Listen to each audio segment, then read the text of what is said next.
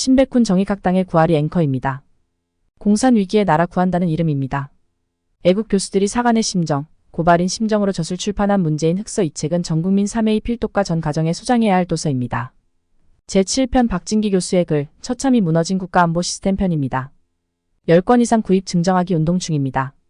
나라 살리는데 동참 바랍니다. 신백훈 박사는 저자별 글을 낭독하고 동영상 올리고 있습니다. 시청과 전파하시어 나라를 구합시다. 네, 다시는 문재인 같은 정권이 나와서는 안 됩니다. 문재인 흑서, 이번에는 외교 국가안보 참사편입니다. 외교 국가안보 참사편. 네, 국가정보 시스템이 처참히 무너지다. 처참히 무너진 국가정보 시스템. 박진기 정책플랫폼 연구위원이시고 한울림국제대학원 대학교 겸임 교수이십니다. 좋은 글입니다. 국민 여러분 꼭 이 책을 사서 3번 이상 정독하시기를 바랍니다. 첫째 제목입니다. 무너진 소리 없는 전쟁. 최근 국가보안법 폐지 반대를 두고 은퇴한 노년의 국가정보원 출신들이 연이어 국회 정문 앞에서 릴레이 1인 시위를 했다. 평생을 국가안보를 책임지는 최일선에서 소리 없는 전쟁을 묵묵히 수행했던 그들이 왜 얼굴을 공개하면서까지 대중 앞에 나선 것일까? 과연 이 나라 대한민국은 어떻게 만들어지고 누가 이 나라를 지켜왔으며 누구의 희생으로 국민은 평화로운 삶을 영위해 왔을까? 간혹 불미스러운 일이 있었다 치더라도 그 작은 오류의 조국 하나로 오랜 세월 수많은 정보 요원이 목숨을 걸고 북한과 대적하며 대한민국의 안보를 지켜왔다는 것 자체를 모두 없던 일처럼 할 수는 없는 것이다. 그것이 그들을 스스로 대중 앞으로 나오게 만든 것이다. 지금 우리에게 필요한 것은 더욱 진흥화한 좌익 세력이 국가 전복 괴락에 대응을 위한 방안을 더욱 정교하게 발전시켜야 할 때이다. 이를 위해서는 무엇보다도 문재인 정부가 막무가내로 국정원법을 개정하면서까지 없애버린 국정원이 국내 정보 업무와 대공 수사권을 속히 복원하는 것이다. 이거 정말 있을 수 없는 문재인 이거만 가지고 엄청난 반역인 것입니다. 이적죄입니다. 이적죄, 여적죄. 국가 안보에 안먹기였던 문재인 정부 5년간의 국가정보기관은 철저하게 좌익 세력에게 장악되어 북한 정권을 돕는 이적단체로 전락해 있었다. 6.25 전쟁을 도발했던 북한 공산당 정권을 몰락시키는 것을 최우선 목표로 삼아야 했던 국가정보원 수장 자리에 북한 발악이 서훈과 박지원을 연이어 앉힘으로써 멸공에 앞장서야 할 정보기관을 오히려 용공기관으로 만들어 놓은 것이다. 문재인 정부에서의 국가정보원의 모습은 국내 정보활동 금지와 더불어 대공수사권을 경찰에 이관시키는 목적으로 추진된 국정원법 개정과 서해 공무원 피살 사건 처리, 탈북 어민 강제 북송, 그리고 판문점에서의 김정은을 만나자 감격의 눈물을 흘리던 서훈이 눈물로 대변된다. 사실 문재인 정부의 국가정보원은 일국의 안보를 책임져야 할 정보기관이라 부르기 수치스러울 정도였다. 문재인 정부가 들어서던 그날 자유대한민국의 국가정보 시스템은 처참하게 무너져 버리게 된 것이다. 다음은 서훈의 눈물, 그것은 악어의 눈물 편입니다. 2017년 문재인 정부가 가장 먼저 벌인 일은 자유대한민국을 지키는 정보기관을 철저하게 와해시키는 조치였다. 그저 통상적 수준의 가상훈련에 불과한 훈련 메시지를 입수하여 이를 마치 기무사가 친위 쿠데타를 위해 계엄령을 주도한다는 허무맹랑한 주장을 하며 국민을 선동했다. 그리고 선동된 여론에 힘입어 국군 기무사령부를 체계적으로 와해시키기 위한 첫 사업으로 우파 성향이 기무요원 수백 명을 육해 공군으로 원복시키는 행정조치를 단행한다. 참 이거 우리 국민들이 이거 자세히 알아야 됩니다. 이 책을 꼭 사서 읽어야 됩니다. 평생을 군 정보기관에서 근무했던 요원들은 하루아침에 일반 부대로 배치해 버린 것이다. 요원 개인들로서는 치욕이 아닐 수 없었으며 더욱이 정보 활동에는 전문가일지언정 야전 경험이 없는 인력을 배치함으로써 현장에서는 전력 약화로 이어질 수밖에 없는 악의적 행위였다. 악마적 행위죠. 그리고 철저하게 종북 좌파의 수족으로 만들어 버렸으며 그 이름조차 기무사에서 안보지원사로 바꾸어 버린다. 이런 가운데 이재수 기무사령관을 그 치욕의 분노를 못 이기고 자살하게 만든다.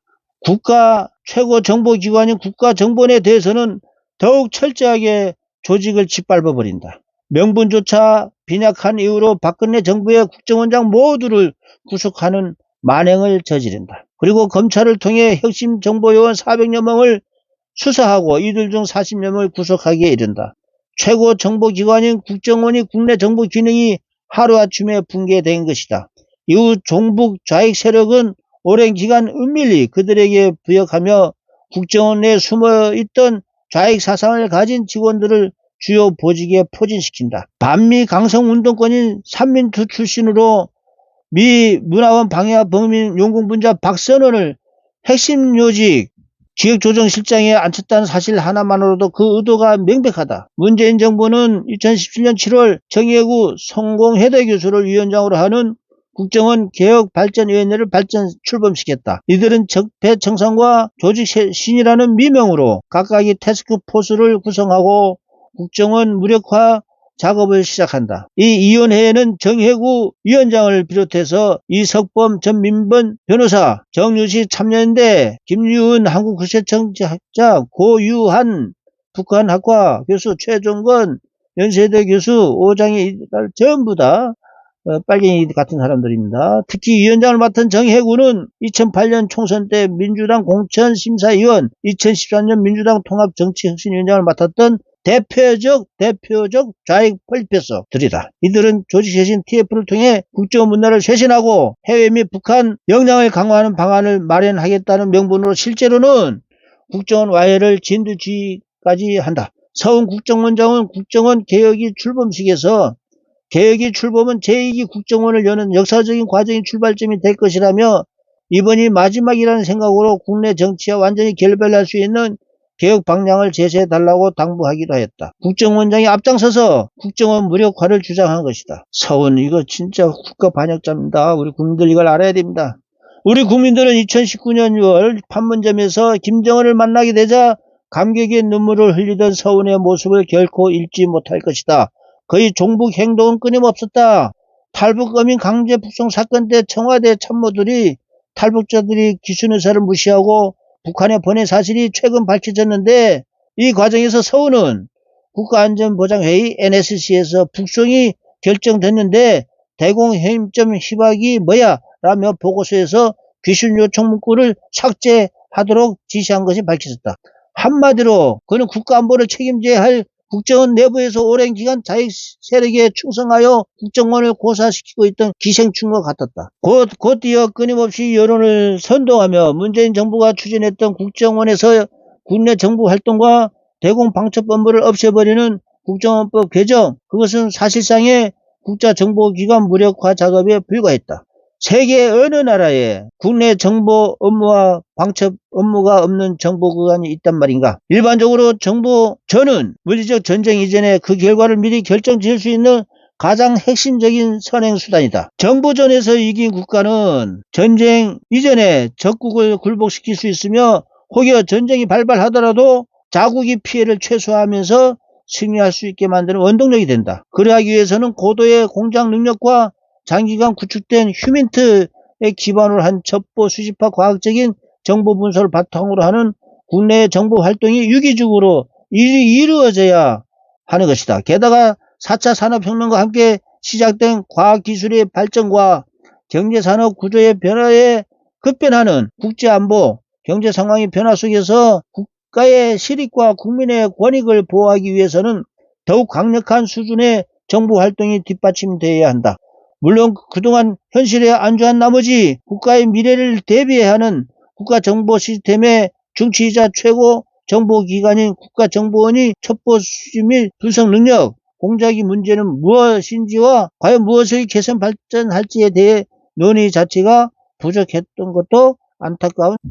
결국 2017년 3월 박근혜 전 대통령의 탄핵 결정 이후 정권을 장악한 종북 좌파 집단이 주축이 된 문재인 정부의 강압에 의해 국가정보원, 기무사, 정보사, 경찰 정보부서 등의 첩보 수집 및 정보 분석 기능, 핵심 국가정책 지원 시스템이 원칙적으로 마비시켰을 뿐만 아니라 수십 년간에 걸쳐 구축된 휴민트의 핵심 기반이 정보 수집망을 일시에 무력화시키는 결과를 초래하고야 말았다. 당초 문재인 정부가 추천한 국정 계획의 목적은 정보기관의 핵심 업무인 국내 첩보 수집 및 정보 분석, 방첩 업무를 중단하고 해외 정보 수집에 집중하는 해외 정보기관으로 변화시키자는 것이다. 그러나 이러한 행위는 결국 북한만을 일으키게 한다는 것이 모든 정보 전문가들의 공통된 의견이었다.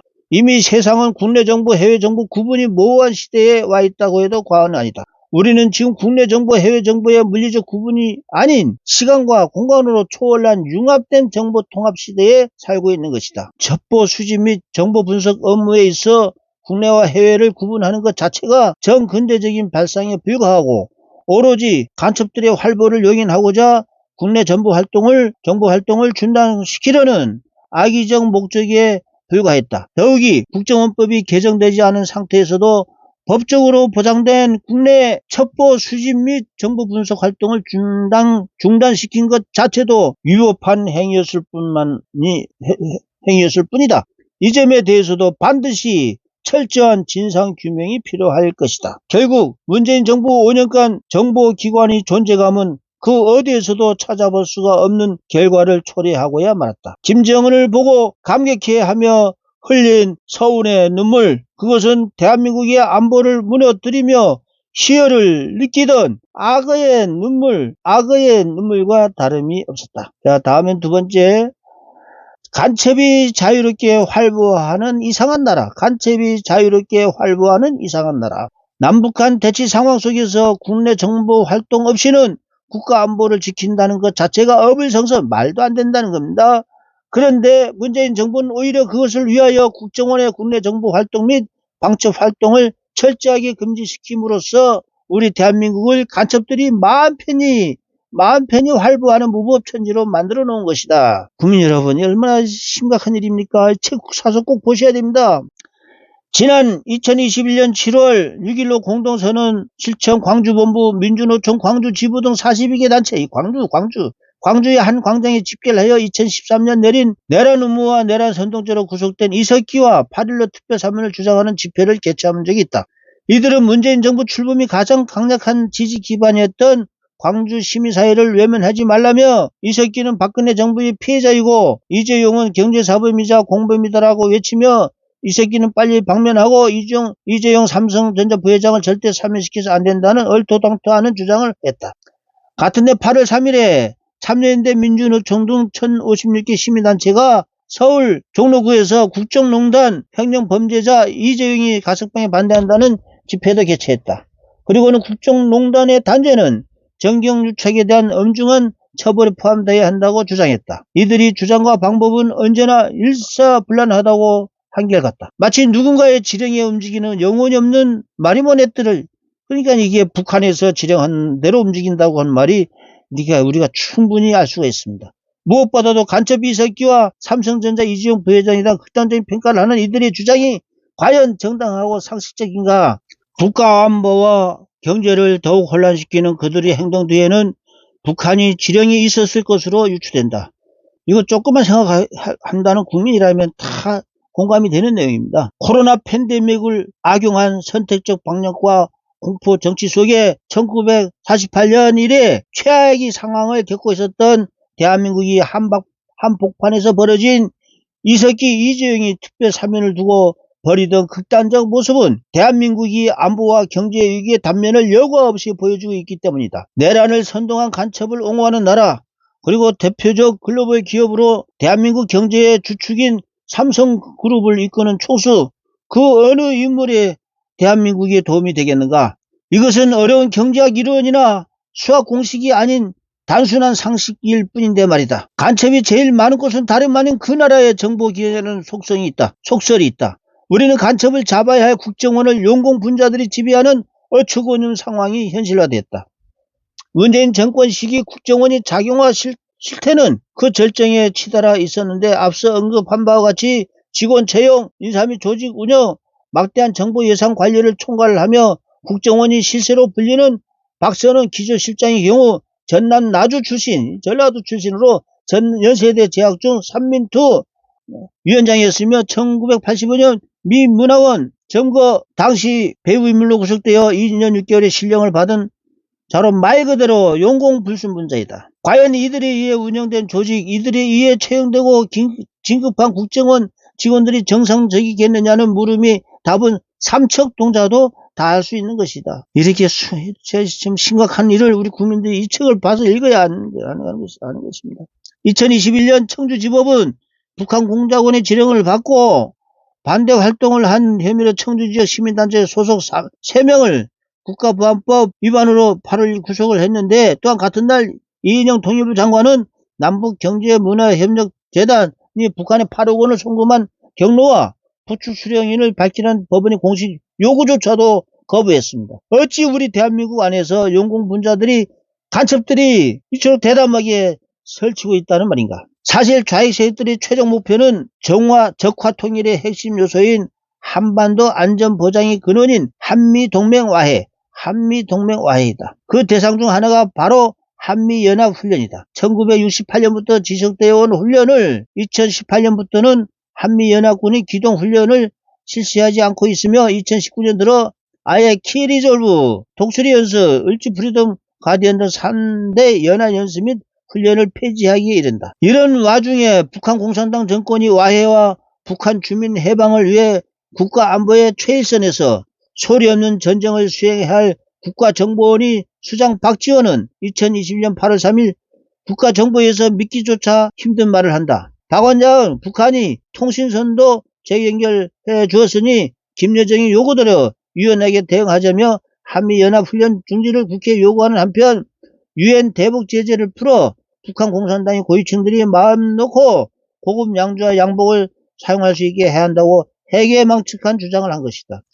그는 대선 레이스가 본격화되던 2021년 9월 14일 언론 인터뷰를 통해 윤석열 후보의 모든 것을 안다며 호랑이 꼬리 밟지 말라고 당시 야당 대통령 후보를 협박하기에 이른다. 정치 개입을 빌미로 국정원이 국내 정부와 대공 업무를 마비시킨 그들이 노골적으로 정치에 개입한 것이다. 이때가 바로 젊은 여성과 국정원 안가를 이용해 사적으로 식사를 했다는 언론 보도가 나오던 시점이다. 2022년 6월에도 또다시 국정원장 출신으로서는 입에 담아서는 안 될 망언을 서슴지 않고 하였다. 그는 현재 국정원 내에는 1961년 6월 중앙정보부 창설 이래 박근혜 정부까지 정치인, 언론인, 기업인들 대상으로 하는 X파일이 존재하며 자신은 공개하지 않았지만 다른 국정기관에서 이를 공개하면 얼마나 파장이 크겠느냐고 주장했다. 물론 그 진위 여부를 떠나 그 자체로 국정원 직원법을 정면으로 위반한 범법 행위이다. 당초 그는 국가정보기관이 수장이 될 만한 자질을 갖춘 인물이 아니었을 뿐이다. 사실 그는 2003년 6월 1억 달러 구매의 불법 대북 송금으로 유죄가 인정되어 징역 3년과 추징금 1억 원을 청구받은 용공사범인데다 2007년 사면 복권된 이후에는 온갖 비리 사건에 연루된 인물이기도 하다. 이 시점에서 우리가 결코 간과해서는 안 될 것은 바로 북한 발악이 서훈과 박지원에게 충성하였던 국정원의 직원들, 과연 자신들은 아무 책임 없고 오로지 원장이 시킨 대로 했다는 식의 유치한 변명으로 모든 잘못을 피해갈 수 있을까? 반드시 정보기관 요원들은 국가안보의 최전방에서 소리 없는 전쟁을 수행하는 전사이자 투사들이어야 한다. 지금 국정원 직원들에게 국가안보를 위해 목숨을 초계와 같이 버릴 수 있는 명예를 가진 전사의 피가 흐르고 있는가? 조수기 국정원 특별조사위원회를 구성하여 서훈, 박지원 원장, 박선은 기조실장 등 종북 세력들에게 충성한 국정원 직원들이 국가 반역 행위가 있었는지에 대한 철저한 조사와 국정원 내 종북 좌파 세력을 반드시 발본색원해야 한다. 그것은 시대의 사명이다. 이제는 새 시대에 부합하는 새로운 정보기관으로 개편해야 할 때인지도 모른다. 원장, 기조실장, 1, 2, 3차장 등 정무직 5명을 교체했다고 썩을 대로 썩은 조직을 바꿀 수 있다고 생각했다면 천진난만한 난센스일 뿐이다. 과거 김대중 노무현 정권이 이은 문재인 정권 5년간 종북 좌파 인물들이 권력을 잡고 전횡하였으며 간첩 출신이 쓴 글로 국정원이 원유석을 바꿔버리는 등 정보기관이 정체성의 뿌리까지 철저하게 훼손시키는 동안 내부적으로 아무도 반론도 제기하거나 최소한의 자존감을 지키기 위해 노력한 직원도 전혀 없었다는 것이다. 그저 그곳에는 정부 활동비를 포함한 높은 연봉을 받는 월급쟁이들만 있었을 뿐이다. 현직 국정원 직원들이 무사안을 주의로 국정원이 급속히 무너져 갈 때 오로지 구국 충정의 애국심이 뼛속까지 남아있는 머리가 하얗게 변한 노년의 전직자들만이 비분간계하며 국정원 바로 세우기를 노고를 이끌고 밖으로 나와 국정원법 개정 반대와 국법법 폐지를 반대하는 시위에 나섰던 것이다. 정권이 교체된 지 벌써 2년째이다. 좌익들이 장악하고 무사안을 주의에 빠져있는 국정원의 체질 개선과 변화가 필요한 시점이다. 무엇보다도 전 정부에서 국정원법 개정을 통해 국내 부서를 해체함으로써 발생한 국내 정보 업무의 공백을 빨리 막아야 한다. 다음은 국정원 내 꽈리 틀고 있는 숨은 반역자들을 반드시 제거해야 숨은 반역자들이 국정원 내에 많이 있다는 겁니다. 참 무서운 일 아니겠습니까? 1998년 2월 전남 신안 출신 김대중이 대통령에 당선. 정권을 차지한 그들이 제일 먼저 행한 일은 대한민국 공안기관을 무력화시키는 것. 노무현 문재인 정부가 행한 대공기관 무력화의 시발점이자 무력화 방법을 만들어낸 교과서가 된 것입니다. 김대중이 당선시킨 사람들 문제가 많습니다. 종북 좌파들은 우선 국가안전기획부를 국가정보원으로 바꾸고 안기부 요원들이 오랜 기간 친념으로 삼고 있던 우리는 음지에서 일하고 양지를 지향한다는 원훈을 하루아침에 정보는 국력이다라고 교체해버렸다. 문제는 간판이나 원훈 정도를 바꾼 것이 아니다. 1998년 4월부터 쇄신이라는 미명 아래 수많은 첩보 자산과 경험을 가진 대공요원들과 좌파 정권에 동조하지 않던 우파 성향이 서기관급 이상 581명을 숙청했으며 같은 해 12월에는 2차 쇄신이라며 300명을 강제 퇴직시켜버렸다. 국정원 대북 정보 업무가 무너진 사건이다. 기간 중 숙청당한 요원은 영남 47%, 수도권 23, 충청 17, 사실상 호남 출신, 전라도 출신들이 국가정보원을 장악한 셈이다. 같은 시기 대공 담당 경찰관 2,500명, 기무사 대북요원 600명, 공안검사 40명도 강제 퇴직시켰다. 한마디로 대공 업무 말살이 일사천리로 진행된 것이다. 대북 휴민트 정보망까지 중국과 북한에 넘겨주어 대북 정보망 붕괴와 아울러 그들의 목숨을 잃게 하는 만행, 이게 정말 만행 아닙니까? 만행을 저질렀다. 김대중이 지옥에 가 있을 겁니다. 문재인 정부 들어 똑같은 일이 발생했다. 그들은 우수한 정보요원들에게 적폐라는 낙인을 찍어 숙청했으며 좌익 세력이 은밀한 부역자들을 대거 주요 보직에 포진시켰다. 국가정보원이 두 번째 몰락이 일어난 것이다. 김정일과 가장 많이 만났다는 서훈을 원장으로 임명했으며 이후 김대중 비서실장 출신인 박지원을 후임으로 임명, 결국은 국정원을 대북정보기관이 아닌 대북지원기관으로 전락시키고야 말았다. 윤석열 정부 출범 이후 종북 좌파의 주구 노릇을 한 국정원 1급 직원들을 대기 발령 조치하자 박지원은 내가 국정원장을 한 게 죄라며 언론을 통해 여론을 선동하고 나섰는데 그의 진짜 죄는 그가 김대중 정권의 핵심 인사로 수백 명의 국정원 대공요원들을 숙청한 것이며 속칭 빨대라 불리는 좌익 사상을 가진 추종 세력들을 국정원 내에 심어 놓았다는 것에 있다. 사실 국정원은 윤석열 정부 출범 6개월이 지나서야 처음으로 1, 상급 인사를 단행을 했다. 그만큼 국정원 내 공고히 세력을 구축하고 있는 좌익 세력들의 조직적 반발이 심했다는 방증이기도 하다. 그러나 윤석열 정부가 명심해야 할 사항은 1, 2급 직원에 대한 물갈이로만 끝내서는 안 될 일이다. 김대중 노무현 정부 10년간 임용되고 성장한 직원들이 지금 2, 4급 중견 간부들의 위치를 장악하고 있으며 민문화원 방화범인 용공분자 박선원이 기조실장으로 있으면서 그들이 기준에 따라 뽑은 직원들이 5, 9급 하위 그룹을 구성하고 있다는 점이다. 지금 필요한 것은 보여주기식 국정원 계획이 아닌 수리가 불가능한 낡은 집을 부수고 새 집을 건설한다는 각오로 개혁을 진행해야 하는 것이다. 따라서 정부는 시간이 걸리더라도 더 걸리더라도 국정원 전 직원을 대상으로 철저히 사상검증을 통해 잠재적 반역자들을 모두 색출해야 한다. 악의 뿌리를 뽑아 버리기 전까지는 끊임없이 새로운 줄기가 자라기 때문이다. 우선 가용한 방안으로 애국심이 투철난 전직자들을 한시적으로 재임용해서 잃어버린 정체성을 회복하고 새로운 기준에 따라 새로운 인원으로 충원해야만 한다. 아울러 국내 정보기관은 국가안보 및 방첩 업무에 최적화시키고 해외 공작 기관은 이스라엘 모사드, 미국의 CIA 수준의 공작 활동을 수행하는 전문 기관으로 육성한 한편 사이버 분야는 사이버 작전 사령부와 통합해서 업무의 효율성을 증대시키는 방안도 검토해야 한다. 위기는 기회라는 말이 있듯이 지금이 선진국형 정보기관으로 탈바꿈할 수 있는 전로의 기회다. 다음은 국정원 인사 파동의 진실. 그것은 좌익 세력이 조직적 반란. 윤석열 정부 후에 이렇게 나왔죠. 정부 국민들 이 책을 읽어야 됩니다. 국정원 인사 파동의 진실. 그것은 좌익 세력이 조직적 반란이다. 2023년 6월 14일 통일보 시사저널 등을 필두로 많은 언론 매체들이 국정원 인사 파동을 톱기사로 발표. 군보다 더 엄격한 상명하복 특성을 가지고 있던 국정원 내부에서 과연 무슨 일이 발생한 것일까? 이를 두고 상반된 주장이 공존한다. 당초 김기현 원장 직속으로 설치한 김모 방첩센터장이 측근들만 진급시키고 인사를 전행했다는 주장과 원장과 김모 방첩센터장이 철저하게 배제되어 있던 우파 직원들을 중용하자 국정원을 장악하고 있는 기회주의자들과 좌익 세력들이 사실을 왜곡해 언론 플레이를 했다는 주장이다. 이후 언론은 지속적으로 국정원장과 방첩센터장이 인사 전횡으로 여론몰이를 해갔다. 그러나 돌이켜보면 우리가 주목해야 할 것은 문제가 된 김모 방첩센터장은 지난 몇 달 동안 민노총 간첩단, 창원 간첩단, 제주 간첩단, 전북제 간첩단을 밝히는 임무라는 점이다. 이를 두고 국정원 내부 사정의 밝은 인사는 강성 우파인 김모 방첩센터장과 그가 중요한 우파 인사들을 제거하고 이를 토대로 김기현 국정원장의 무능을 부각시켜 그만두도록 만들고 이를 대통령의 인사 실패 및 국정 계획 실패로 몰아갈 악의적 세력으로 분석했다.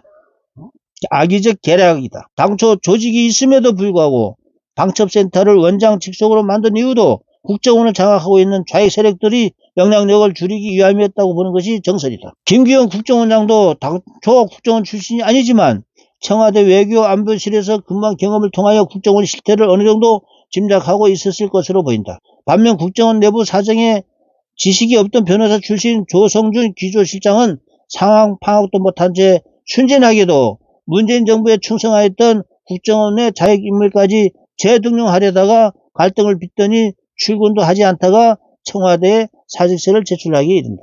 앞서 누차 언급한 바와 같이 현재 국정원 내부에는 좌익 세력들이 상당하다. 이들을 모두 제거하기 전까지 국정원이 정상화하는 꿈에 불과하다. 과거 김대중의 노벨상 수상 공작을 폭로하고 미국으로 망명했던 국정원 출신 김기삼 변호사는 최근 미국 현지에서 기자회견을 통해 현재 국정원은 문재인 정권 5년을 거치면서 협조하였던 기회주의적 생계형 직원들과 극열난 좌익 세력이 20 내지 30%에 이른다고 주장하면서 자유 대한민국을 결사수화하려는 진짜 애국 우파 직원은 5% 미만, 5% 미만. 국민 여러분 이거 아셔야 됩니다. 5% 미만이래요. 극소수에 불과하다고 강조했다. 이는 문재인 정부 출범 전후 퇴직한 국정원 출신의 공통된 의견이기도 하다. 이미 언급한 바와 같이 1998년 2월부터 2008년 2월까지 지속된 김대중 노무현 정권 10년 거치면서 공무원 채용과 진급 절차에서 불문율로 여겨지던 지역안배라는 인사원칙을 무시하고 일방적으로 특정 지역 출신들을 대거 채용했고 시간이 흘러 지금은 이들이 국정원의 중급 간부 및 중앙 그룹을 장악하고 있다는 점이다. 이러한 상황인 만큼 애국우파 직원이 5% 미만이라는 김기삼 변호사의 주장도 사실일 가능성이 높다. 전라도가 모든 걸 장악했다는 겁니다. 따라서 정무직 명령만 바꾼다고 내부 인사를 한다고 해서 구성원들 자체가 좌경화된 국정원을 정상화시킨다는 것은 불가능에 가깝다. 어찌 보면 지금 국정원은 해체하고 새로운 정보기관을 창설하는 방법밖에 없을지 모른다. 국정원 정상화의 혁신은 어떻게 해야 될까? 전 세계적으로 가장 유명한 정보기관 요원은 영국 비밀정보국인 MI6 소속이 암호명 007로 유명한 제임스 본드다. 물론 그는 실존 인물이 아닌 소설가 이언 플레밍이 만들어낸 가상의 인물로 2차 세계대전을 거친 해군 중령으로 총선 후 MI6로 소속을 변경한 KGB로 대변되는 공산공 국가들과의 정보 작전을 수행하는 최고의 요원으로 알려져 있다.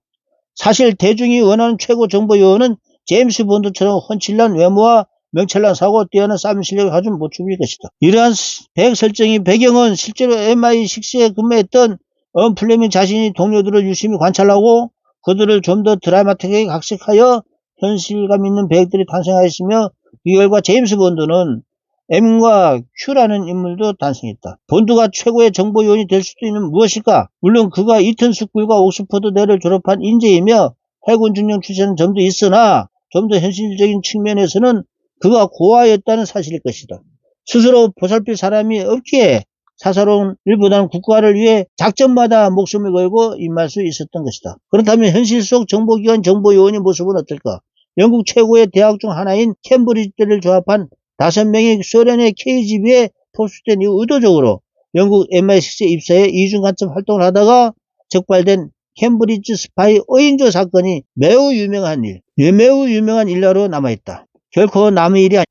무려 15년간이라는 김대중 노무현 문재인 정부로 이어지는 좌파 정부를 겪은 대한민국 최고 정보기관 국정원의 현실은 영국 MI6 사례를 넘어설 만큼 좌익 사상을 가진 직원들의 숫자는 상상을 초월할 수도 있다는 점을 알아야 한다. 더욱이 대부분 강남 3구에 거주하고 있는 중산층 이상의 안락한 삶을 영위하고 있는 국정원 직원들은 어떠한 사생관을 가지고 있을까? 앞서 김기삼 변호사의 주장처럼 현재 국정원은 김대중 노무현 정부 10년간 채용된 직원들이 이 4급의 중간 그룹을 장악하고 있으며 그 다음 계층으로는 연이어 국정원장으로 임명된 북한 발악이 박지원과 서훈 그리고 미국 문화원 방화범인 진성 용공분자 박선원이 기조실장으로 있으면서 직원 채용 및 신입 직원 교육을 담당하였기에 그들이 채용한 하급 직원들이 사상 역시 대부분 좌강화되었을 거라는 합리적 의심조차 들기에 충분한 상황이다.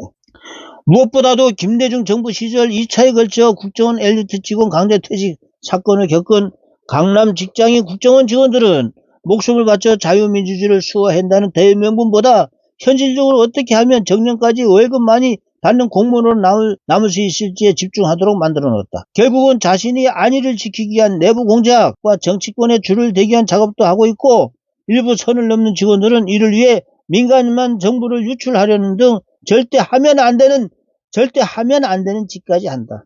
이와 같은 국가안보를 위협하는 일탈 행위는 지난 수차례 대선 전국에서 심심치 않게 밝혀지기도 한다. 어찌 보면 2022년 5월 정권이 교체된 이래 1년 반이 다 되어가도록 아직도 국정원의 인사를 끝내지 못한 것은 오히려 자연스러운 일일지도 모른다. 현재 인적 구성으로는 개혁 자체가 불가능하다는 말이다. 무엇보다도 지금 국정원에 필요한 것은 다름 아닌 강력하고 대대적인 정화 작업이다. 물론 반대론자들도 있을 것이다. 하지만 김대중 정부는 개혁이라는 이름으로 문재인 정부는 적폐청산이라는 이름으로 조직을 와해시켜 놓았는데 이번 정부는 왜 못할까? 다시 한번 강조한다. 북한을 옹호하고 주사파들의 충성한 부역자들을 모두 척결하지 않고는 국정원이 정상화는 불가능하다. 다만 이 모든 행위의 근간은 단순한 복수가 아닌 국가 최고 정보기관으로서의 정체성을 찾는 데 있어야 한다. 그러기에 국정원 해체 후 새로운 정보기관 창설도 검토해야 할 것이다. 인적 혁신 자체가 불가능한 상태라는 점을 심각히 고려해 현 국정원을 해체하고 새로운 정보기관을 창설하는 과정을 거치면서 내부에 숨어있는 불순 분자들 한 명도 빠짐없이 모두 속아내야 한다. 그 이전에 우선 특정 지역 출신자들의 내부 결석 및 대외 접선 실태를 철저히 감찰하는 한편 전 직원 대상 사상 검증 및 직무 능력 평가를 실시해야 할 것이다. 또 세밀한 직무 기술서 검토를 통해 역무 역량 미달자 및 잠재적 반역자들을 선발해내야 한다. 또한 군 장교단과 마찬가지로 필수 격고직 근무 순환 보직을 전면 시행해 고위물을 청산해야 된다. 자유 대한민국의 안위는 어떻게든 상관없고 오로지 서울 강남의 쾌적한 환경에서 근무하면서 고액 연봉을 받으며 공무원의 신분을 더 추구하는 직장인들로 구성된 정보기관은 존재 자체가 무가치하며 국민 혈세를 낭비하는 것에 불과하다. 지방 근무를 기피하고 강남 3구에 거주하며 중상층 이상의 삶을 영위하는 데 익숙한 그들의 삶 속에는 국가와 국민을 위해 목숨을 걸고 정보 활동을 하는 그런 모습을 가진 국민이 진정으로 원하는 제임스 본드와 같은 정보요원은 결코 만날 수가 없다. 오직 국가를 위해 이 나라의 자유민주 수호를 위해 북한 정권 몰락을 주도함과 동시에 중국의 야욕을 분쇄하고 한반도를 지켜낼 보이지 않는 전쟁이 최전선에서 24시간 365일 소리 없는 전쟁을 수행할 결의에 결의에 찬 전사들을 구성해 새로운 정보기관과 정보요원이 절실히 필요한 때란 말이다. 여기에 잠깐 대북 업무를 하는 통일부도 예외는 아니다. 북한에는 우리 통일부에 해당하면서도 대남 공작을 전담하는 통일전선부, 통전부가 있다. 최근 윤석열 대통령은 통일부를 두고 북한 지원 분야고 지적했다고 한다. 사실 그간 통일부의 정책과 행태는 북한을 지원하는 기관에 불과했다. 고 보아도 무방하다. 반면 통전부는 겉으로는 우리 통일부와 비슷한 남북 대화 교류, 우리 기업의 대북 사업 등을 담당하고 있으나 실제로는 다름 아닌 대표적 대남 동작기관, 대남 공작 정보기관이다. 북한의 통전부는 북한의 그동안 통일부 공무원들이 고도로 훈련된 대남 정보기관 요원들을 상대하고 있었던 것이다. 국정원은 북한의 후견 세력인 러시아, 중국을 포함한 전방위적 국가급 대북 전략 정보를, 국방부 산하 정보본부는 대북 군사 정보를, 통일부는 북한의 주요 인사 포섭, 노동당 핵심 정보 수집, 북한 주민 대상 선정 등 직접적으로 북한을 다루는 역량을 갖춘 대북 정보기관으로 탈바꿈시키는 것도 검토해야 할 시점이다. 또한 문재인 정부가 한일 간 군사 정보괄보협정을 두고 임기 내내 지소미아입니다. 반일 선동을 하며 일본과의 협력을 방해하였으나 정착 주요 선진국들의 정보기관들은 국제정보협력 강화를 통한 전통적으로 매세성을 가졌다는 국제정보 활동의 패러다임을 크게 변화시키고 역량을 더욱 강화하고 있다. 미국, 영국, 캐나다, 호주, 뉴질랜드 등 영미권 국가 5개 국가들이 전 세계의 모든 통신망을 감청하며 신호 정보를 수집하고 분석하는 첨단 정보 감시망인 예설론과 이를 활용하는 정보 협력적인 파이브아이즈 5개에는 파이브아이즈 역할을 확대시키고 있다. 대한민국의 경우 2020년에 와서야 대북 정보 공유를 목적으로 파이브아이즈 플러스 3, 한국, 일본, 프랑스에 포함됐다. 파이브아이즈 플러스 3에 동참하는 것은 문재인 정부가 앞장서서 반일 선동을 하던 지소미아의 내용과는 별반 차이가 없다는 것이다. 지소미아는 단순히 우방국간 북한의 핵무기 개발과 미사일 정보 공유를 전제로 하는 협정이었던 것이다. 이 또한 국가정보 활동이 악의적 장치에 휘둘려 전형적인 사례인 것이다. 미국, 일본과 협력을 강화하고 자유우방 국가이자 정보 선진국들 간의 정보 공유제에 자연스럽게 포함된다는 것은 그들과 공공의 이익선을 함께 한다는 것을 의미하며 보다 현실적으로 대한민국의 안보는 물론 경제 발전에도 큰 도움이 될 수밖에 없는 것이다. 자유민주주의 국가들 간의 국제적 정보 협력, 그 어느 때보다도 중요하다. 무엇보다도 대한민국의 국가 정보기관은 국내 정보 활동을 베이스로 북한, 중국, 러시아에 대한 정보 능력을 강화하고 특성화된 정보 능력을 바탕으로 자유우방 국가 간의 국제정보협력체제를 공고히 하는 편이 합리적이다. 더욱이 6.25 전쟁을 도발한 주범들인 러시아, 중국, 북한으로 둘러싸인 위태로운 동북아 안보 환경 속에서 유일하게 자유민주주의 국가이자 미국과의 든든한 동맹 관계를 유지하고 있는 이웃 국가 일본의 경우 국가 운영에 필요한 국내 첩보 수집 활동을 공안조사청이 담당하고 있으며 해외 정보 업무는 내각정보조사실이 그 역할을 담당하고 있다. 그럼에도 불구하고 막강한 정보 수집 분석력을 보유하고 있다. 어떻게 그러한 일이 가능할까? 일본은 정보기관 소속 공무원에 의한 정보 수집에 의존하기보다는 경제, 산업, 언론 등 각 분야에서 상부에 실무에 종사하고 있는 기업이 해외 주재원, 언론사, 특파원 등과의 긴밀한 관계를 유지하며 이를 통해 보다 정확한 첩보 수집을 하고 있기 때문이다. 또한 산하의 세계정경조사회, 국제정세연구회, 국민출판협회, 민주주의연구회 등 민간 연구기관을 두고 국내외 정보 수집 및 정보 분석 업무를 위탁하고 있다. 일본이 이렇게 치밀하죠. 눈여겨보아야 할 것은 출처 확인이 어려운 정보 자금을 활용하여 해외 유명 연구기관 및 단체에 기부금을 제공함으로써 각국이 엘리트로부터 고급 정보를 습득하는 한편 일본에 보다 유리한 정책을 도출하도록 국가의 미래를 위하여 전략적으로 관리하고 있다는 점이다. 우리 국정원은 정부 조직법상 대통령이 직속기관이라는 특성으로 인하여 태생적 한계 속에 있을 수밖에 없다. 어찌 보면 국정원이 독립기관화 말고는 사실상 방법이 없다고 해야 한다. 이 같은 문제의 근본적 원인을 제거하고 국정원이 본연의 임무에 전념하게 만들기 위해서는 보다 명확한 독립성 보장과 정치인들이 인사 개입을 원천적으로 차단하는 것을 반드시 규정해야 할 것이다. 문재인 정부가 추진한 국내 정부 활동과 대공 방첩 업무를 없애 국정원을 무력화시키려는 국정원법 개정이 아니라 헌법 등 관계 법령에 정치인들에게 의한 정치적 개입을 차단하는 것을 명문화함으로써 타의적 정치 개입을 근본적으로 차단하게 해야 한다.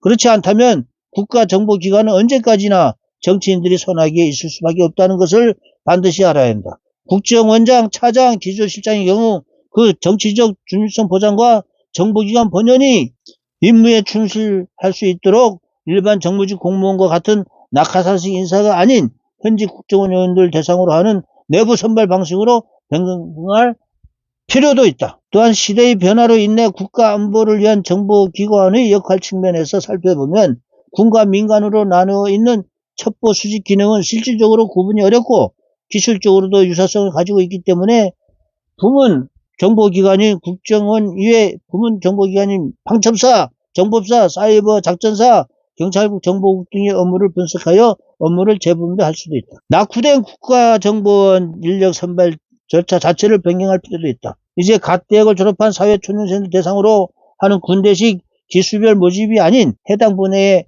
실무 경험이 풍부한 자원을 물색하고 국가관과 업무 역량 등에 대해 장기간의 밀착 검증을 통해 채용한 한편 일반 공무원 직급 체계가 아닌 정보관, 공작관, 분석관이 3가지 직책으로 3가지 직책으로 선발 후 연차별 진급이 아닌 담당관 관리관으로 2단계로만 단순하여 직급이 아닌 업무 역량에 따라 직책을 부여하는 새로운 개념의 정보요원 인사관리 시스템을 구축해야 한다. 무엇보다도 현재와 같이 방만하게 인력을 운영한 것이 아니라 일본이 국가정보 시스템과 유사하게 정보기관 인력은 최소화하고 연계성, 노출성을 완벽히 차단한 상태에서 국내의 민간 연구기관을 설립하여 적극 활용하고 해외 연구기관에게 운영자금을 지원하며 각 국가별 고급 인력에 포섭하여 핵심 정보 습득, 대한민국의 유리한 연구 결과를 발표하는 등 전향적인 국가정보 예산 활용 방안을 강구해야 한다.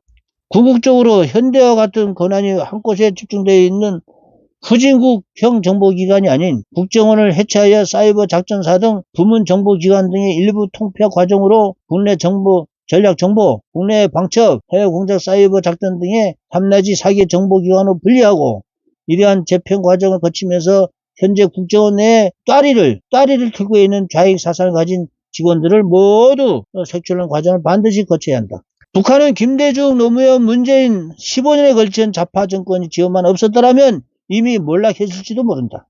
오직 그동안 우리 국민들이 혈세로 만들어진 수액을 링게르를 맞아가면서 버티고 있다. 김씨 일종의 3대 세습과 이들에게 빌붙어 사는 기생충 같은 공산당의 핵심 계층만 없었더라면 한반도의 평화는 물론 불쌍한 북한 주민들은 오래전 해방됐을지도 모른다.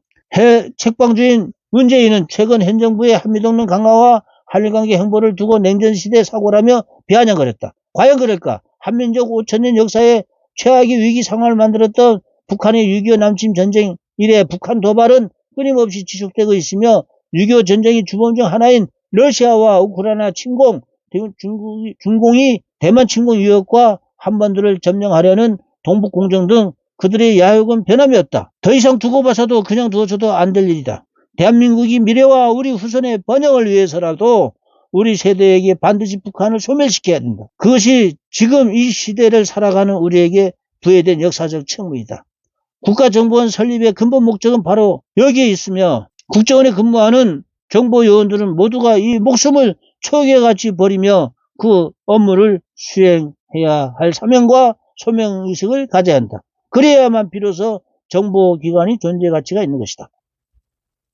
네, 아주 이거 우리 국민들이 정말로 알고 있어야 되고 배워야 될 내용입니다. 국민 여러분 꼭 10권 이상씩 사서 온 가족이 읽고 사랑하는 지인들에게 꼭 선물하기를 해야 됩니다. 그래야 애국국민입니다. 그래야 자유를 누릴 자격이 있습니다. 자유를 누리고 싶으시다면 꼭 10권 이상 문재인 흑서를 사서 꼭 정정하기 운동에 동참해 주시기를 바랍니다. 네, 감사합니다.